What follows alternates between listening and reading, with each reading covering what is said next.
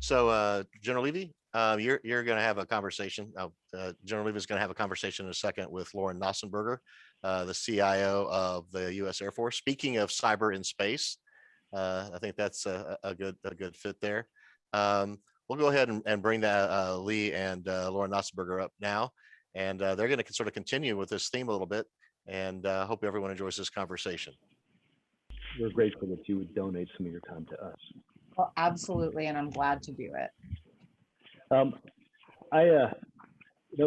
won't read your bio, but what I would tell the people that are going to listen to this recording is that to our, dear gentle viewer and reader, if you haven't read Lauren's bio, then shame on you, because it's incredibly diverse.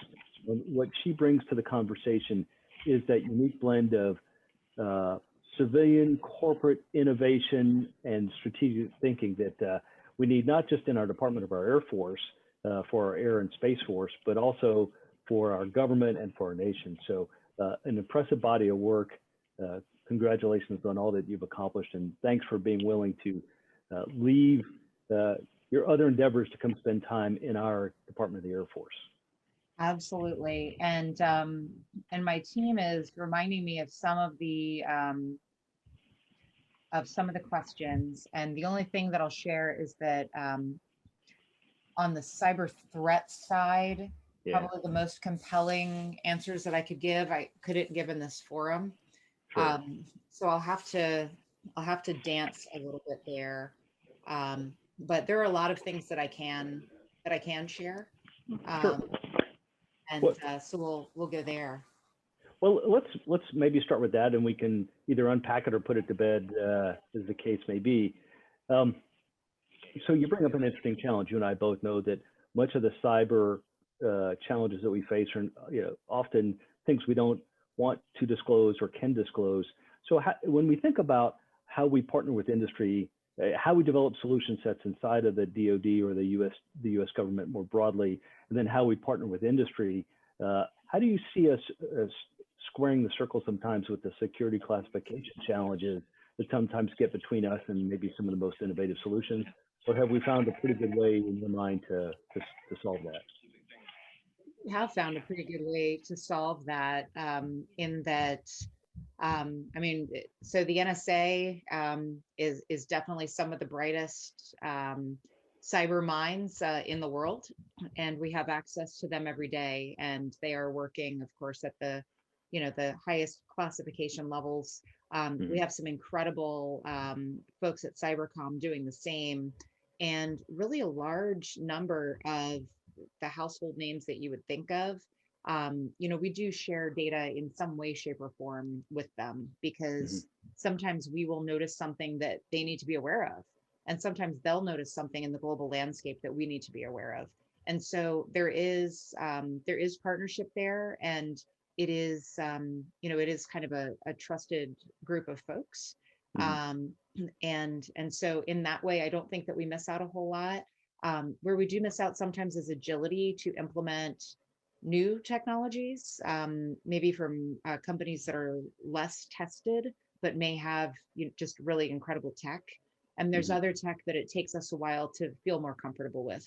I know as recently as maybe 3 years ago, I had some pretty spirited debate with other folks within the Department of Defense that were just adamantly against using any type of AI-based technology for cyber defense.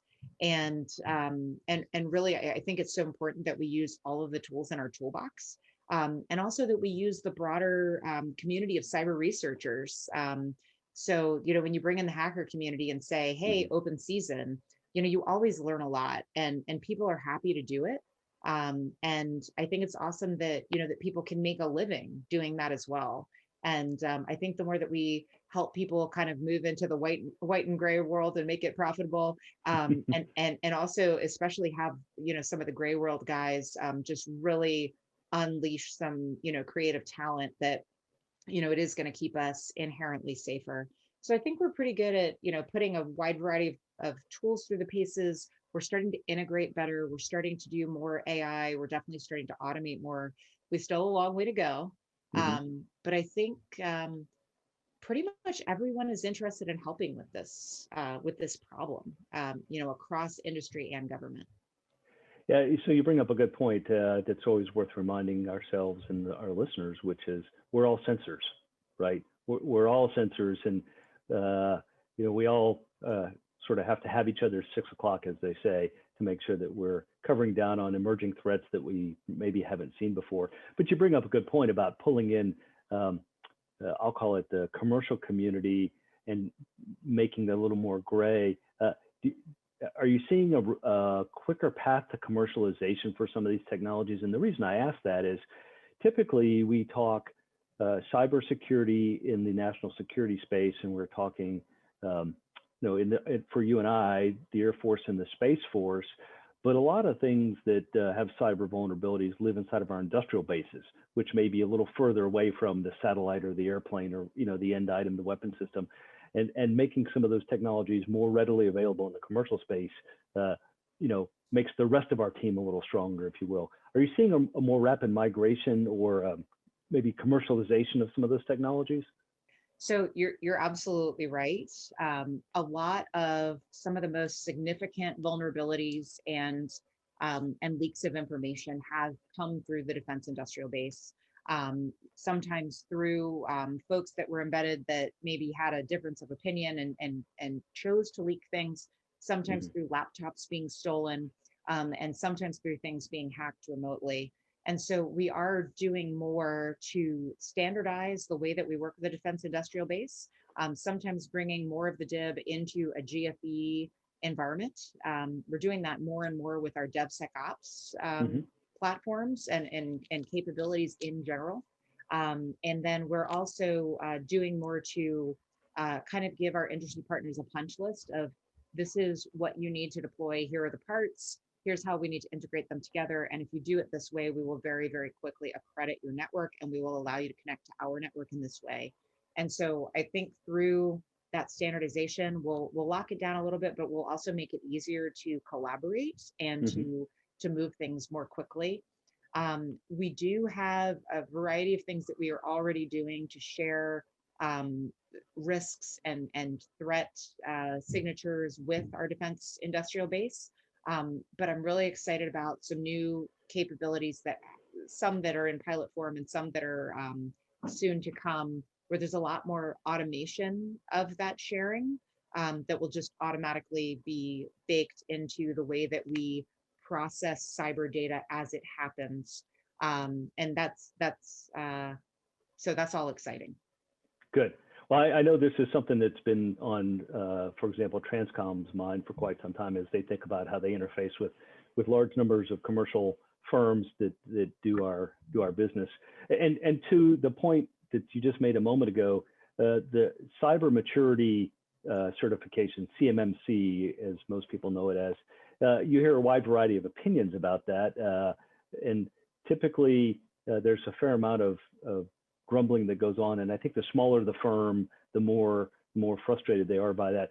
Do you see any change in the CMMC landscape and how we, it's kind of a double-edged sword, right? We want to protect the defense industrial base and all those who provide stuff for us, but we need to figure out ways that we do that in a manner that they can digest and bring on that's not outrageously expensive to them. Any thoughts on where we are with CMMC from your chair? Well, I mean, it's definitely been a controversial subject. I have mixed feelings on it personally too. I think that it helps as, I guess, a bit of a maturity model to kind of tell people, hey, we think that this is the path that you should take. I think if we lock it down so that we're not going to do business with certain people because they don't meet it, I think that limits our options. And I think it also, I think more so than wanting to maybe slow down a company and doing business with us, especially kind of the more nimble, smaller companies, maybe that would have the hardest time implementing this. I would rather just say, hey, let's maybe give you some endpoint requirements and just have you come into our environment and do things there. And then, at that point, if you protect the endpoint, and we have a secure way to connect and you're coming into our ecosystem, especially if maybe we're just doing a virtual interface at the endpoint, then I don't really care a whole lot about the other pieces, as long as I can do that. So I think more and more we're looking at that. I think it'll be less expensive to do that way. I think we'll have a more integrated experience, be able to collaborate better, and that's really the objective. So I think I think that as we try to adopt some of these new models, maybe we'll be less worried about kind of putting too many requirements on stuff that's happening at contractor facilities. So we'll see which way the pendulum swings. Right. So you actually brought up something that's, I'm sure, on a lot of people's minds who will hear this. And so we look at that universe, and then we look at sort of that transition valley of death, where some of these smaller, using your words, more agile or nimble firms who bring some really amazing new emerging capabilities to our cyber protection universe. Do you think that are we postured right from the right? Do we have the right contracting tools in place? Do you think that we are inside the DoD space? Do you think that we are agile enough to adopt their new technologies into what we want to do as a department? So I think in some ways we are. So the SIBR program in the Air Force has been incredible for rapidly onboarding small businesses that really our warfighters want to be engaging with, and that kind of our technology centers want to engage with, and that's huge. We've given a lot more power to the folks that have to execute at the pointy end of the spear, and they largely are working with small businesses. So onboarding the company is a lot easier. There are a lot of places where those best and brightest can show up and work with us side by side, kind of in the trenches, to solve just really awesome problems. The part that's harder is if a company is really, really new and hasn't had a chance to go through any type of vetting mechanism on its code, doesn't have the pedigree yet where, we know enough about kind of where the company's coming from, the background. I think it's harder then for us to get to the point where we say, hey, we're just going to trust your code. We're going to deploy this on our network. And so it does take a little while to either go through FedRAMP or go through an independent assessment, or maybe they decide, hey, I'm going to deploy my code on platform one, or I'm going to containerize my offering. And then when people do that, we can do it much faster, but that doesn't work for every business. And so it really just comes down to leveraging the paths that are fast, and does that work for those particular companies and the offering that they are bringing? We saw the same challenge from the Air Force Sustainment Center with my software engineering groups when they worked with industry and trying to accelerate through that, particularly with the software testing piece of that, which was a real growth area for the software engineering groups to really master that. So to piggyback on that line of conversation, what's your assessment of how you think the Air Force and the Space Force, or the Department of the Air Force, are doing in terms of scale? I see sometimes that we, and I felt this frustration in uniform sometimes, that we would find some great technologies or capabilities and we could bring it in I'll call it thimblefuls, right? But all of us knew as leaders that if we could just get this by the bucket load, we would be much better off as an institution. But in some cases, we couldn't scale as an institution, or the company couldn't scale. What's your assessment of that these days? About businesses scaling to us. For a small company? Yeah. Maybe rephrase the question for me. So it's kind of a two-part question. What do you think is the Department of the Air Force's ability to scale new technologies across the Air Force, right? As opposed to buying it into a small niche location or niche application. So let's just start with that question. I'll just leave it there. How do you think we are doing in terms of, I'll call it, tech adoption and scaling? Well, I think in general, it depends on exactly where we are. And I think that some groups are a lot better than others. I'm sure that's no different than where you were in your heyday. Well, you're still in your heyday, just a different heyday. Well, So I think that, you know, when we have situations where we have empowered airmen who are told, you need to go take the hill, go solve this problem, amazing things happen. And we empower them and we fund them and they go and they are able to scale. And I mean, Platform One, I mean, it has come out of nowhere, you know, like Mhm. it didn't exist a year ago.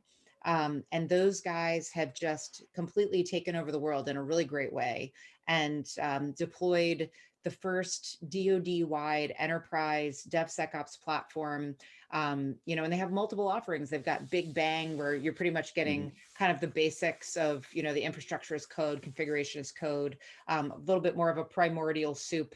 Whereas, you know, the party bus is like, hey, you're ready to go. You've almost got, you know, DevSecOps in a box ready for your team to run.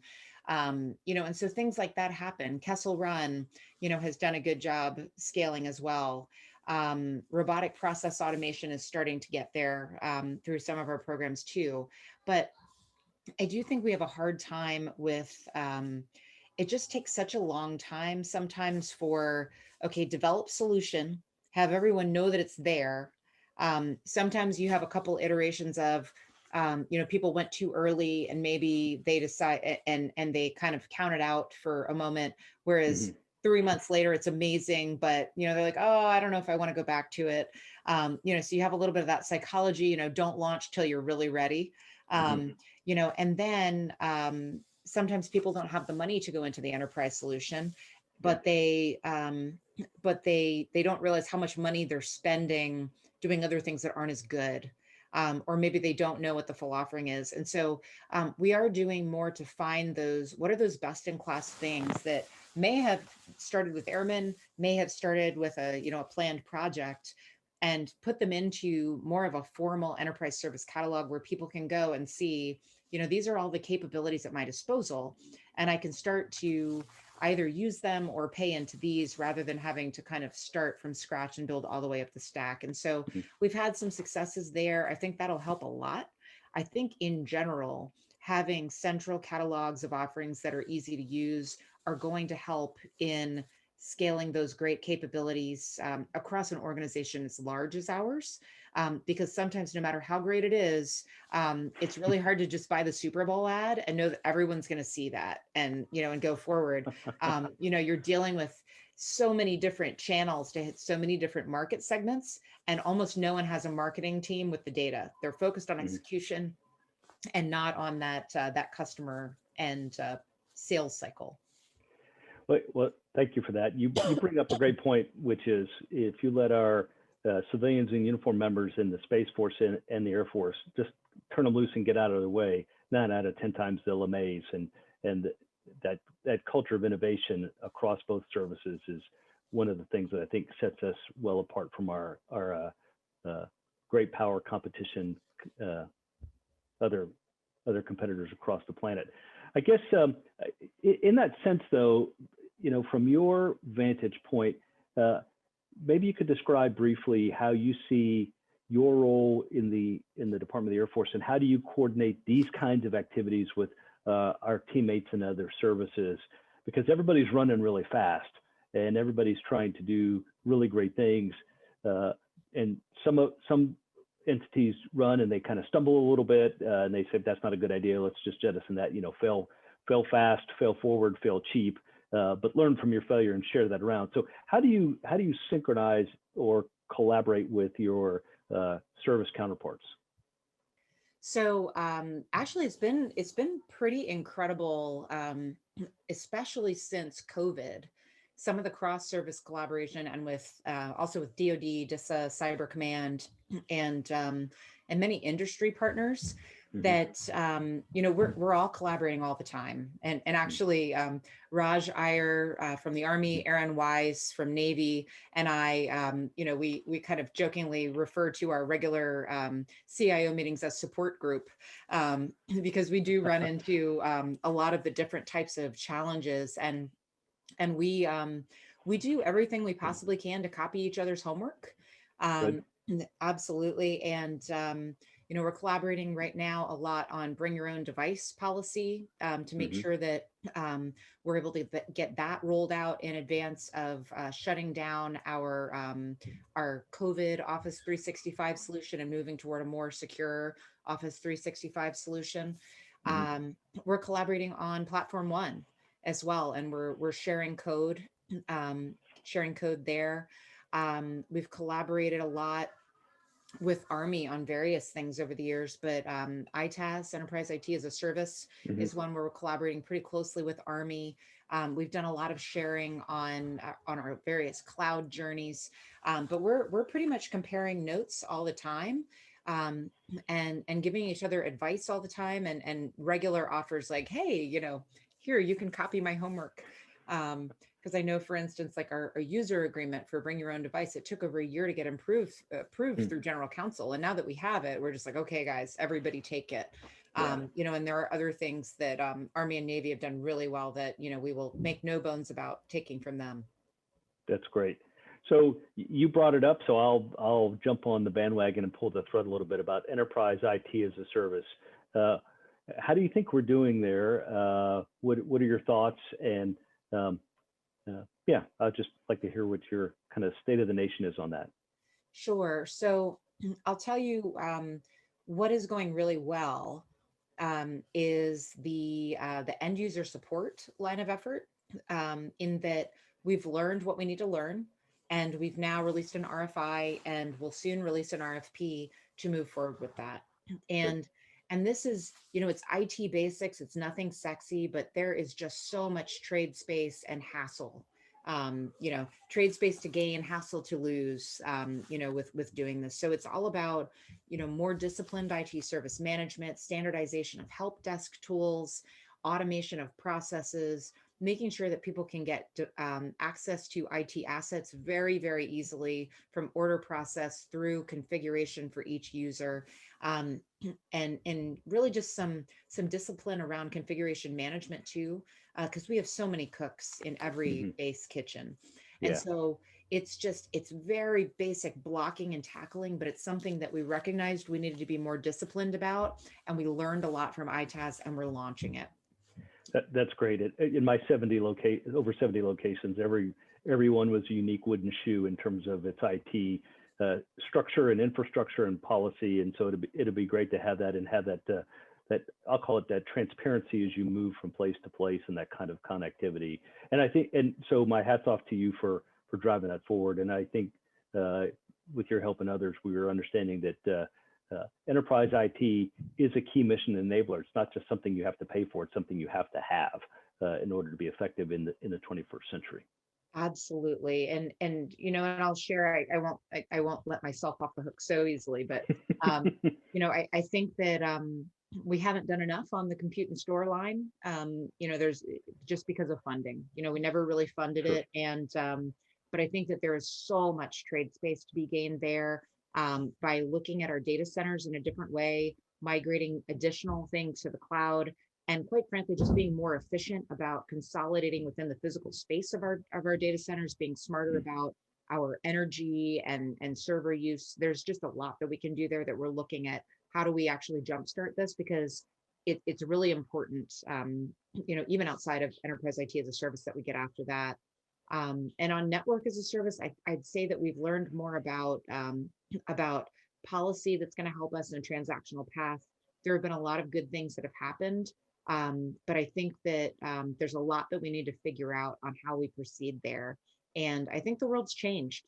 Buying IT as a service, it's not a new thing anymore. When we Mhm. first thought of ITAS, it was like, wow, we're going to buy things as commodities. We're going to do it all as a service. We're going to, ramp up or down based on consumption. At the time in government, that was a huge thing. Now it's just how we do business. And so, so really, I think building those concepts more into everyday enterprise IT, starting to bundle more hardware, software, and service, and doing smaller things as a service, maybe how we start to make that transition sooner, because we're going too slow the way that we have cut it off, and we're not doing enough for all of our bases. And so right now we're looking at, we're taking a deep dive into base reference architecture, trying to give more guidance on, for instance, what are the top 5 to 10 things that a base squadron commander or MAGCOM commander could do right now to get after the infrastructure that they need to connect to the cloud,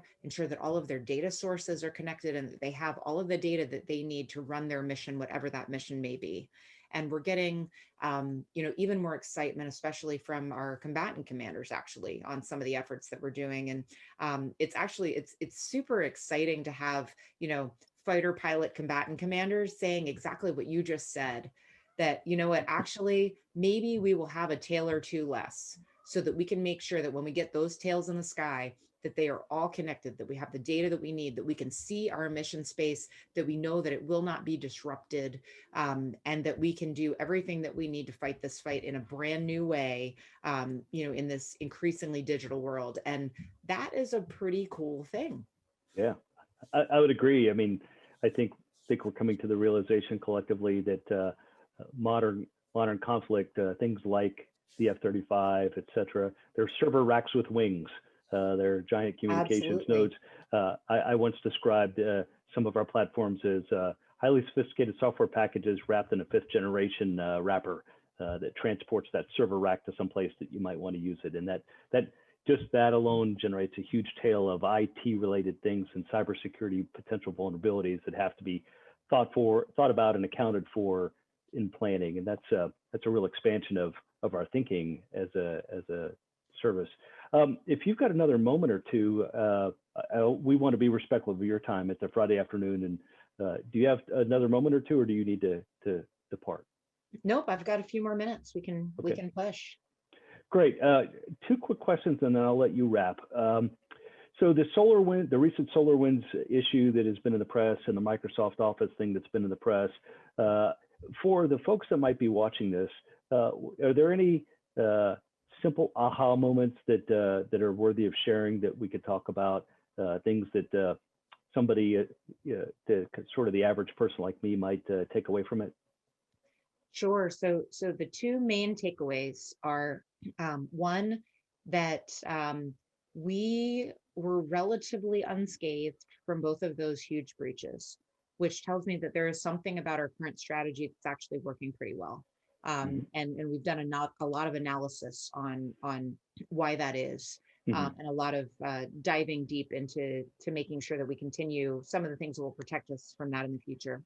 Right. But the other thing that we know is that those cyber attacks are getting more and more sophisticated. They're taking more and more routes. And so we cannot let our guard down and say, oh, we did a good job with that one, we're good. We know that we're going to have to continue upping our game at an increasingly fast pace.